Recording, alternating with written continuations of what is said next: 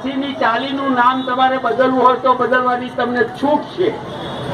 હું એમ નથી કહેતો, પણ એક વસ્તુ કઈ સમજણ પાડી દઉં કે આપણે તો શબ્દોના અર્થ બદલીએ છીએ.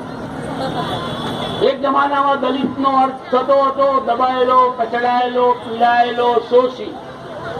આજે દલિતનો અર્થ એ છે સ્વમાની, પોતાની શક્તિ ઉપર ઝઝૂમનારો. આખો અર્થ બદલાઈ ગયો. એક જમાનામાં દલિતનો અર્થ હતો દબાયેલો, આજે તો સન્માનથી જીવનારો. દલિત શબ્દથી લોકોને પરસેવો પડી જાય છે. એ દલિત શબ્દ છે એ તો આપણું એક તાકાત છે. તાકાત છે એને તૈયારી રાખવાની છે.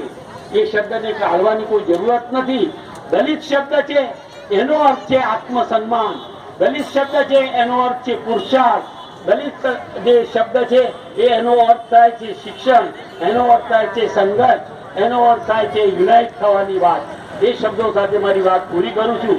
જય ભીમ, જય ભારત.